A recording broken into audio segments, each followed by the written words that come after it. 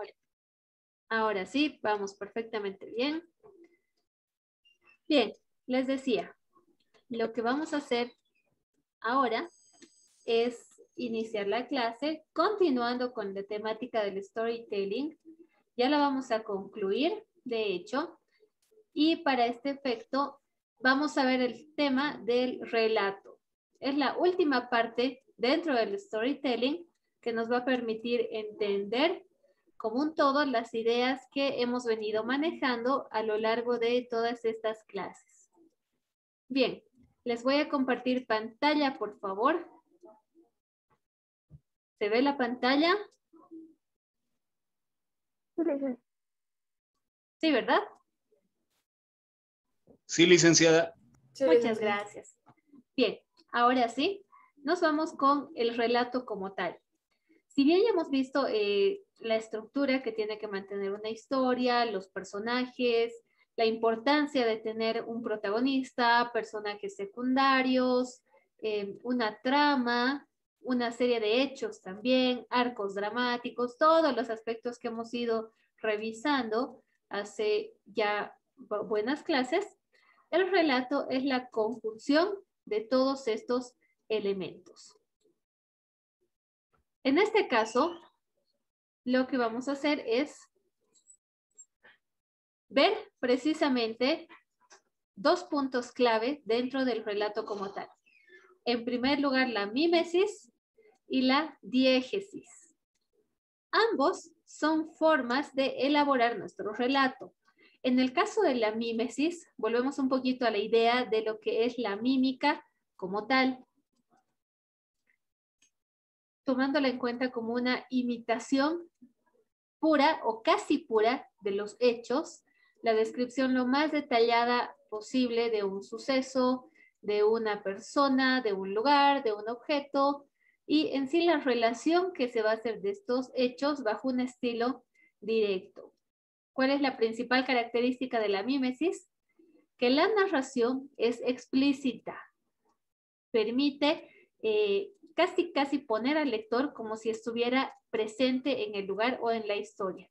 Es decir, se da tantos detalles y tanta información que se crea un panorama lo más cercano a la realidad que estoy describiendo en mi historia.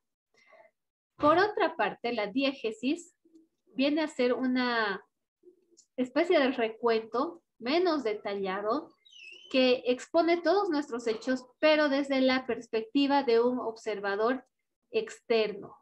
Su estilo es indirecto y generalmente va relatado en tercera persona. La diégesis puede ser entendida como un mecanismo reductor o sintetizador, donde se representa la realidad, pero con una visión no tan minuciosa ni detallada como la que tenemos en la mímesis. Sin embargo, así como hay estas dos opciones tal vez bien contrapuestas, tenemos una opción intermedia que es la del discurso transpuesto. En este caso, la mímesis tiene ciertos toques de intervenciones de la diégesis. Es decir, se recuentan de alguna forma los hechos y se cuentan estos, pero sin ser tan detallados, pero tampoco tan superficiales. Es decir, se cuenta en un estilo un poco más libre, donde incluso el narrador podría contar qué piensa o qué siente el personaje. Al contar una historia, ya sea en punto de vista de mímesis, diégesis o de la parte intermedia entre estas dos corrientes, debemos tener en cuenta que se establece y se toma una voz narrativa que podrá ir en dos sentidos. En primer lugar, podrá ser una voz narrativa monofónica, es decir, con una sola voz que va a ser la del narrador, obviamente, o también podría ser una voz narrativa en el sentido de la polifonía, donde se encuentren múltiples voces en el relato. Podré tener al narrador, a mis personajes, tal vez alguna interacción también con otro personaje que converse de alguna forma con el narrador, etcétera. Es decir, voy creando a la vez como autor y creador de la obra, voy generando diálogos con varios personajes y al hacer esto estoy generando una polifonía. Ya en lo que respecta al nivel narrativo de una historia, podremos identificar que podrá ser una historia de primer o de segundo nivel. En el caso de las historias cuyo nivel narrativo sea de primer nivel, el narrador actúa de una forma tradicional, siendo un agente externo que nos va a contar la historia. Es una de las formas de incorporar al narrador más comunes porque no requiere tanta dificultad ni tanta forma de involucrarlo al narrador en la historia. Sin embargo, ya hablando como el narrador o como el nivel narrativo de segundo nivel, en este caso es uno de los personajes quien actúa como narrador y le relata la historia a otro personaje. Por ejemplo, puede ser que en este diálogo que decimos entre dos personajes le cuente una anécdota, un hecho histórico, tal vez un sueño, una vivencia ya más desde un tipo, digamos, más personal de involucrarnos en la historia, pero no como narrador y agente externo, sino como un agente interno. ¿Ok? ¿Queda claro?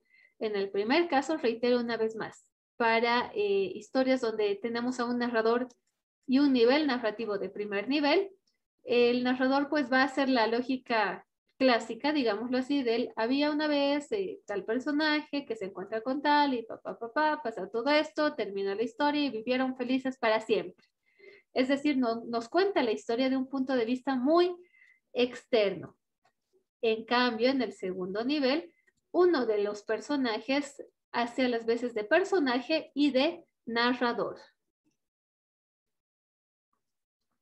Dentro del storytelling y de la narración de relatos, tenemos la perspectiva narrativa o focalización brindada por Gerard Genette.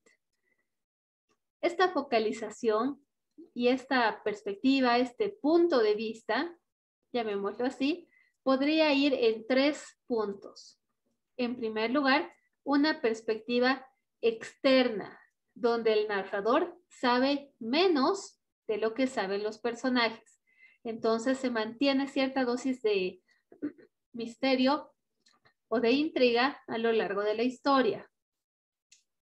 La segunda forma de perspectiva narrativa es la interna, donde el narrador sabe exactamente lo mismo que los personajes.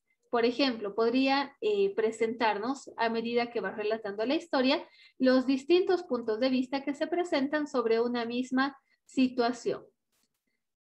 Y finalmente contamos con la perspectiva narrativa nula, donde el narrador sabe más que los personajes. No se va a focalizar solo en uno y es omnisciente. Al decir que es omnisciente nos referimos a un narrador que sabe absolutamente todo lo que va a pasar. Luciana, ¿alguna duda?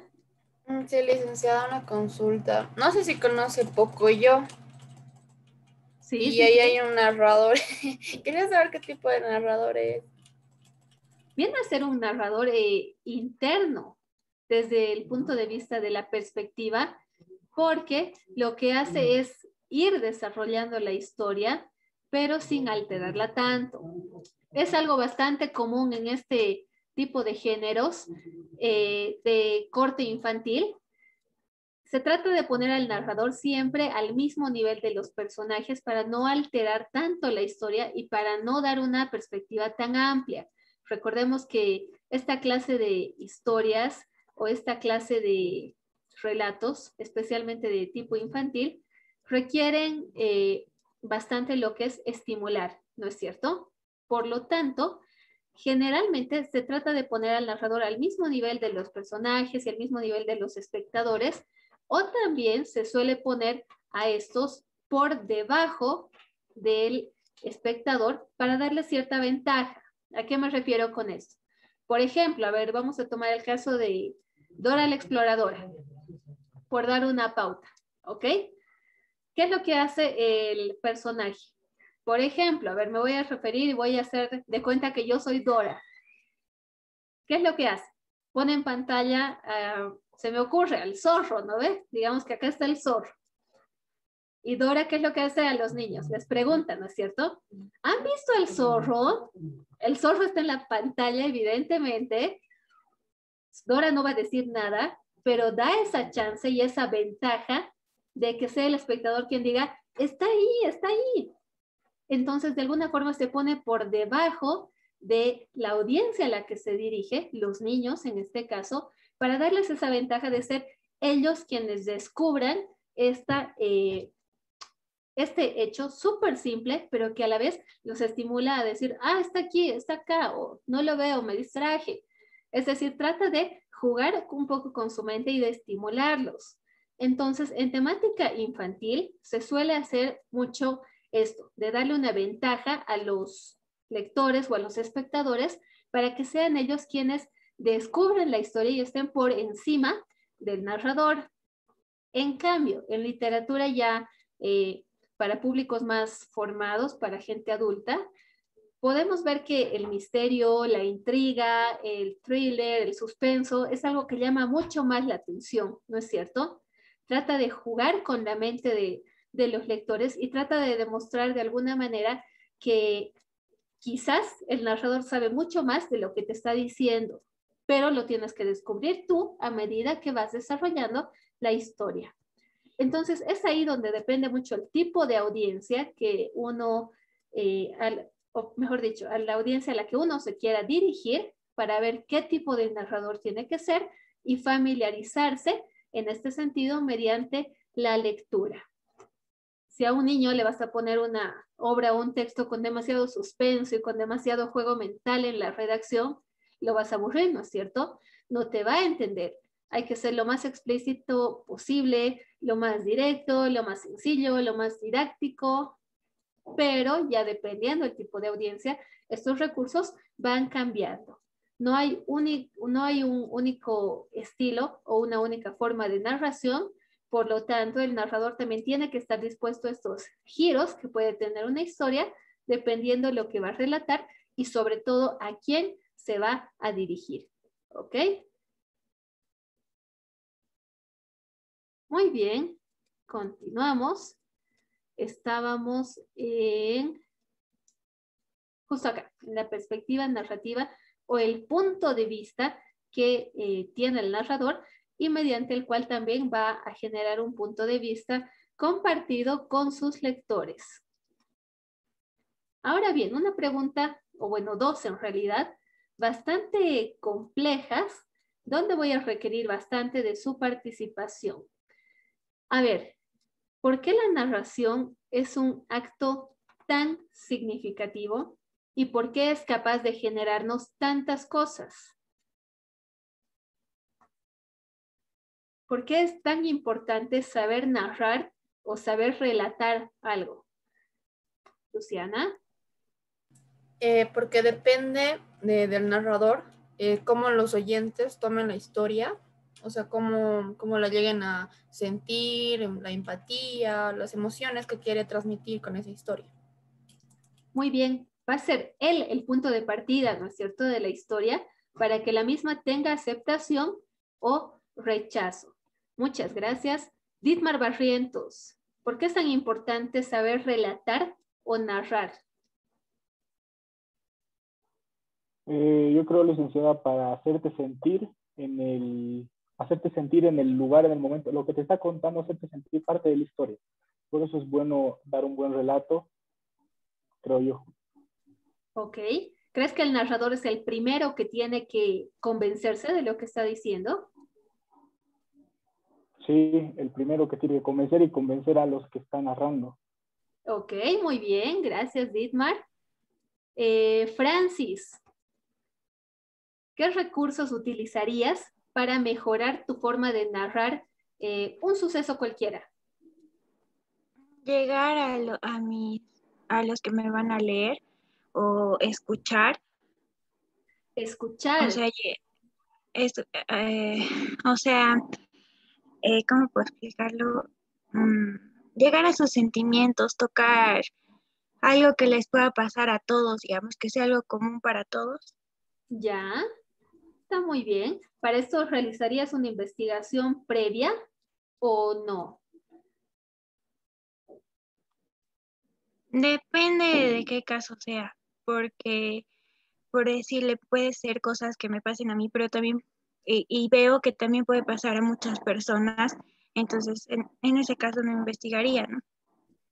Ya, hablarías desde tu propia experiencia. Ya, muy bien, gracias. Nico, ¿qué quieres añadir? Licenciada, desde el punto de vista de una narración, creo yo que para que generar que el texto o lo que estemos hablando en este momento narrando sea empático con la persona, o genere, digamos, un tipo de vínculo con la persona, creo que hay que tener en cuenta dos aspectos fundamentales. Uno de esos, como usted mencionaba, la investigación, porque hay ciertos términos del tema que estoy narrando que van a hacer que la persona que lo esté escuchando sienta empatía. Si yo utilizo demasiadas palabras técnicas, va a ir dirigida para un cierto tipo de personas. Si utilizo más de jerga popular, va a ir para otro tipo de personas. Y por el otro lado, en ambos casos, lo principal a la hora de narrar es tener en cuenta los signos de puntuación y entonación, porque gracias a ellos nos da la pausa de tener esos silencios entre idea e idea y el énfasis requerido en palabras concretas para llamar la atención al momento de realizar dicha narración. Ya, muy bien, bastante acertado. Depende mucho del público al cual me voy a dirigir para ver también en qué sentido me tendría que especializar o interiorizar un poquito más. Siempre es adecuado hablar desde la experiencia, pero sobre todo también hablar desde la vivencia. Eso llama mucho la atención en lo que es storytelling y por eso es un recurso muy utilizado en marketing publicitario al momento de promocionar o de pretender vender un producto, ¿no es cierto? Las presentaciones, por ejemplo, que años atrás realizaba Steve Jobs o los AirPods, del iPhone, hacía que te vayan relatando una historia de una forma tan convincente que ya deseabas obtener ese producto. Es decir, te iba desarrollando una secuencia que convencía, generaba una emoción en ti. Y al generar emoción, uno como consumidor puede relacionarse de una forma más directa y puede ser tan influido, puede ser tan atrayente la influencia que ejerza la persona que te está promocionando el producto, que definitivamente te convenza solo por lo que te está diciendo y cómo te lo está diciendo. Es lo que motiva en gran parte el marketing publicitario, el hecho de que te vendan la experiencia y quieras ser tú en carne propia quien pueda ser parte de ese mundo maravilloso que te está vendiendo el fabricante del producto. Muy bien, volviendo a las diapositivas, decíamos eso, ¿no es cierto? La narración siempre va a ser importante considerando que lo que digo tiene un sentido. No estoy diciendo cosas al azar, no estoy hablando por hablar, sino que le estoy dando un sentido y un propósito a mis palabras. En una narración el sentido puede ser entendida como la orientación que adquiere la realidad con significado. ¿Qué quiere decir eso? Que nosotros, narradores, somos quienes articulamos la orientación que va a poseer nuestro mundo desde nuestra propia experiencia. Aprendemos a descubrir la realidad y a darle un sentido cuando experimentamos algo. Entonces, en narración y al elaborar un relato pasa exactamente lo mismo. Nada ocurre sin la injerencia de un actante. ¿Qué quiere decir esto? Que nada ocurre sin la experiencia que le pueda dar o que yo genere en un protagonista. En este caso, el protagonista de mi relato. Esto va a involucrar la realización de acciones, diálogos, palabras, hechos, absolutamente todo lo que ocurre en una historia se da gracias a la intervención de algo o alguien. Y la intervención de algo o alguien para que se genere una acción siempre va motivada por una razón.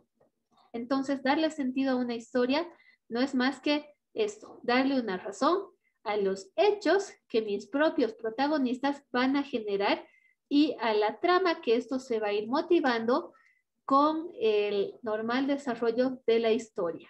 Cuando interviene algo, cuando interviene alguien, necesariamente se van a ir generando una serie de acciones que van a formar y van a dar cuerpo a mi historia. Como habíamos dicho desde la primera clase dentro de lo que es narración y géneros narrativos, se exponen hechos, ¿no es cierto? Lógicamente organizados, concatenados y bajo una secuencia en tiempo y espacio. Ahora bien, también se tienen complejos conceptos sobre lo que es la narración y uno de esos conceptos es precisamente este, el que nos dice que la narración es un dispositivo cultural discursivo que nos permite entablar una comunicación respecto de cosas que pasaron, que ocurren, que ocurrirán o que podrían llegar a ser, ya sea en un mundo real o ficticio. Al hablar de dispositivo cultural discursivo, vemos y podemos entender que es el lector quien va descubriendo la historia a medida que le da lectura. Esta historia involucra una serie de acciones relatadas de una forma organizada, lógica, con un sentido, con un propósito, ordenadas, obviamente, y como habíamos mencionado siempre, en un espacio de tiempo determinado y con una causa. Absolutamente nada es casualidad en una historia, sino que todo es causalidad. Todo tiene un motivo y un porqué. Si hay algunas ideas que están desordenando mi relato, pues simplemente las suprimo y con esto le doy mucho mayor sentido y mayor orden. Una historia siempre va a cobrar el grado de importancia que el lector le dé. Y una historia va a ser importante para el lector en la medida en que responda a sus intereses culturales. A ver, ¿a qué nos referimos con esto de intereses culturales? Vamos a volver un poquito a la dinámica de preguntas voluntariamente. ¿Qué me aporta, culturalmente hablando, la lectura? ¿Qué aporte cultural puede realizar o qué efecto cultural tiene en mí el simple hecho de leer? Luciana, inicias, por favor.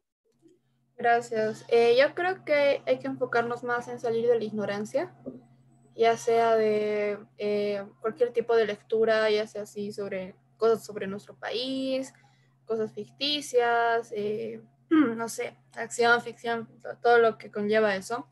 Uno al leer enriquece hasta su vocabulario.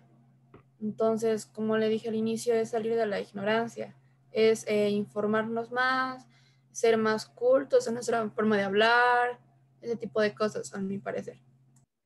Bastante bien, Luciana, y sí, coincido bastante en lo que mencionas, con la salvedad de que creo que es bueno recalcar que un libro es un mundo y nos permite de alguna forma salir de la ignorancia en el grado en que yo como lector quiera adentrarme en algo que no conozco. ¿Qué quiere decir esto? Todos somos ignorantes en cierto grado, ¿no es cierto? Y en ciertas áreas. Por ejemplo, en física cuántica yo cero. Se me ocurre en mecánica automotriz, yo totalmente fuera de lugar, ¿no es cierto? Pero puedo ser muy hábil para otras cosas.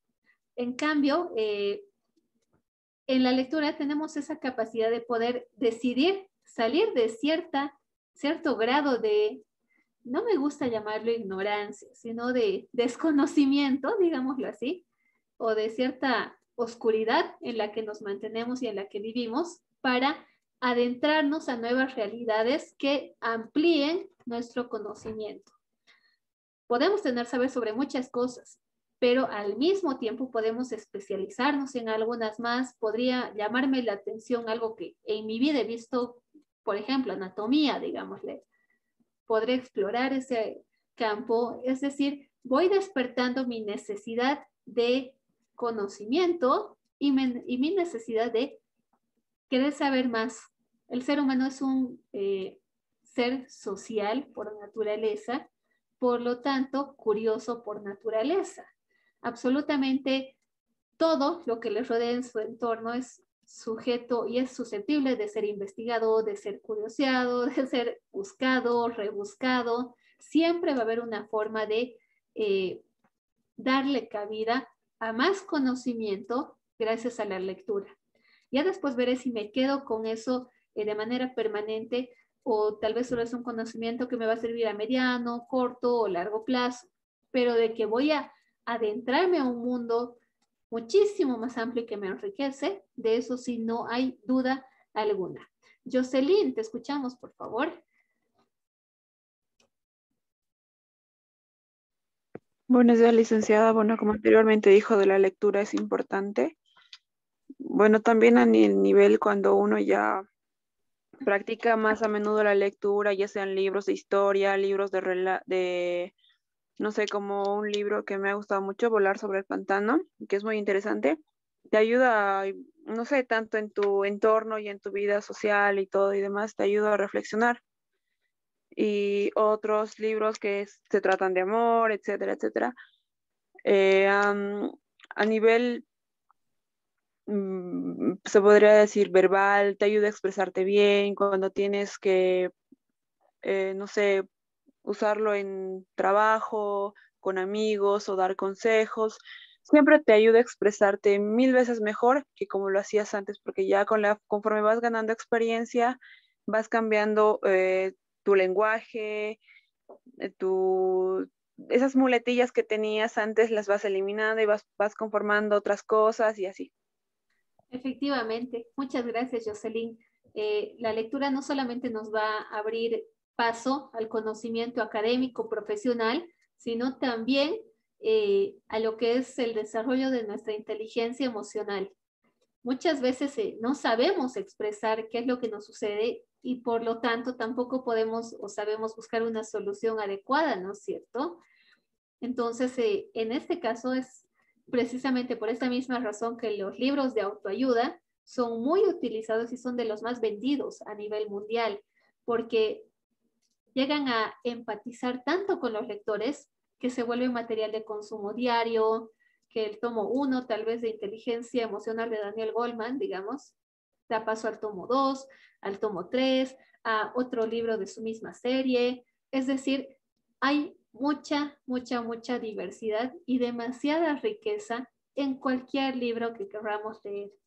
Obviamente los de superación emocional, autoayuda, consejos tal vez súper breves o pequeños relatos de la vida real, hacen e impactan de una forma tan positiva y tan intensa que definitivamente, o sea, cada que lo abras, puedes volver a ver, puedes volver a consultar eso, puedes resaltar una y otra vez la frase que te motiva a seguir adelante, que te motiva a seguir aprendiendo. Hay demasiada riqueza en los libros y por lo mismo, la misma riqueza es la que debe ofrecer el narrador en un relato. Ustedes van a crear un propio relato.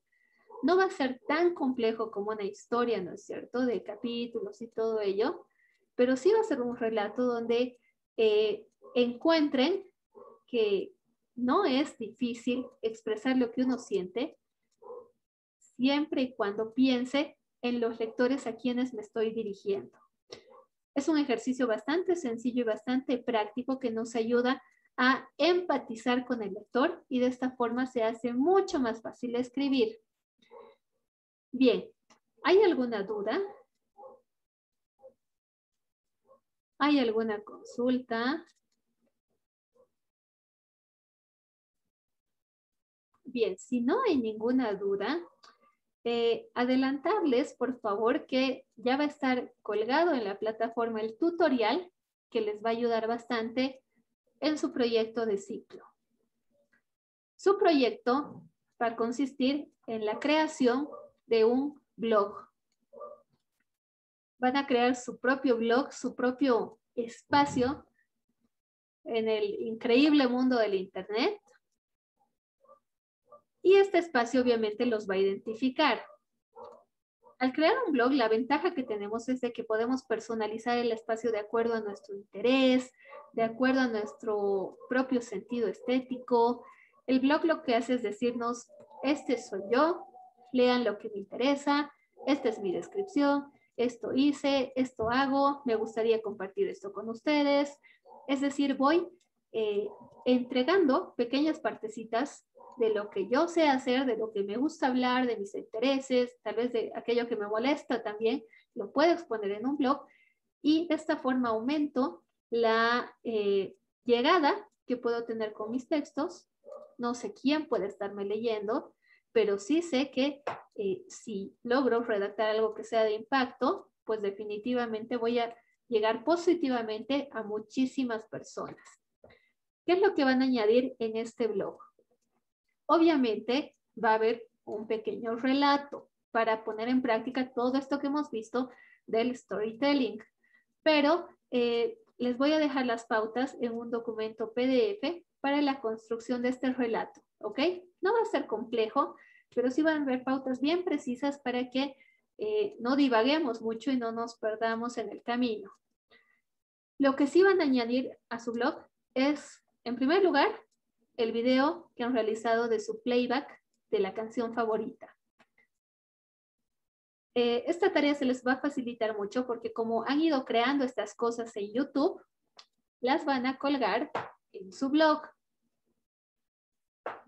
Primer punto, el video. ¿Ok? Segundo, la entrevista que han realizado a su personaje elegido, esta entrevista que algunos han realizado vía Zoom, otros de manera presencial, el ciclo anterior. Segundo contenido para nuestro blog, ya estaría prácticamente hecho y solo es subirlo. Tercer punto que vamos a añadir a nuestro blog es una muy breve descripción de mi persona como autor del blog. Es decir, vamos a hacer un retrato donde se una una prosopografía y una etopeya. Cada uno se va a describir tanto interna como externamente, de acuerdo a lo que su creatividad les permita desarrollar. No es necesario ser muy recto ni muy lineal. Aquí lo que va a mandar es su sentido creativo y todo lo que ustedes quieran expresar respecto a sus propias personas, respecto a su propio ser. ¿Ok? Finalmente,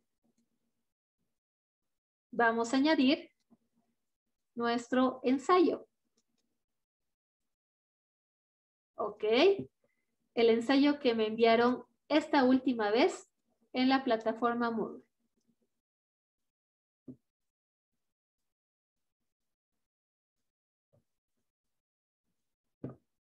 Ensayo, jalo al blog. Obviamente no va a tener, ¿no es cierto?, faltas ortográficas, ni mucho menos, porque este ensayo ya es una versión final de mi primer borrador donde yo he podido hacerles unas correcciones, algunas observaciones a fin de mejorar el trabajo. Bien, vamos a colgar esas 4 cosas en nuestro blog ya creado como tal. Si deseo añadir una carpeta tal vez con imágenes, se me ocurre algún videíto de introducción que me represente, tal vez supongamos, yo me dedico a realizar breakdance, qué sé yo, a hacer rap, tal vez me gusta lo que es el parkour. Puedo tal vez poner pequeñas cápsulas de lo que me aficiona hacer, de lo que me interesa. Tal vez soy una especialista, también se me ocurre, en lo que es reciclaje o activista por derechos humanos, tal vez me considero animalista, podría añadir una sección especial con algún artículo respecto a esto. Tal vez me gusta la música y quiero compartir algunas, se me ocurre algunas historias de mis artistas preferidos, algunas noticias. Es decir, va a estar abierto a todo lo que yo quiera añadirle. Obviamente, el blog no va a romper con lo que son las normas de ética, respeto, cero discriminación, cero racismo, cero términos ofensivos. Evítense colocar todo aquello que vaya contra la moral y las buenas costumbres y mantengámonos dentro del ámbito académico, constructivo y sobre todo profesional. ¿Ok? Somos aficionados, es cierto, no va a ser un trabajo tal vez 100% impecable, pero al alcance de nuestras posibilidades y con el material que hemos ido generando a lo largo de todos estos meses, ya tenemos un buen producto que puede ser presentado y que puede ser resumido para que me digan, esta soy yo, este soy yo, esto he hecho a lo largo de la materia y quiero que conozcan cuál ha sido mi evolución. Les aseguro que ustedes mismos van a poder comprobar que han tenido un desarrollo bastante claro y bastante constante. Obviamente no están como han ingresado el primer día y sin duda alguna yo puedo evidenciar que han ido creciendo bastante y eso es lo que va a quedar reflejado en su blog. ¿Hay alguna duda?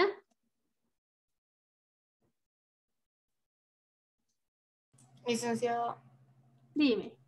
va a dejarlas, o sea, todo lo que nos acaba de decir también por escrito, ¿no ve? Una orden.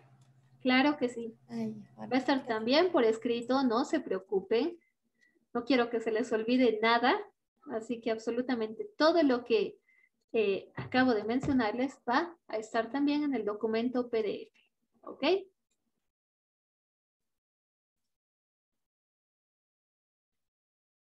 Bien, Nico, me pregunta si se puede aumentar algunas cosas aparte de lo que yo estoy solicitando. Sí, se puede. Contenido adicional que ustedes quieran compartirlo utilizando para esto su blog, está permitido.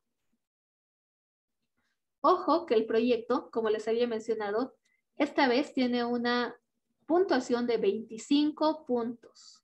¿Ok? Y para que les pueda admitir la presentación de su blog como tal, va a haber un prerequisito que es lo que les va a hacer ganar los primeros 5 puntos, que va a ser la elaboración de su relato, cumpliendo lo que son los formatos y todo lo que hemos visto en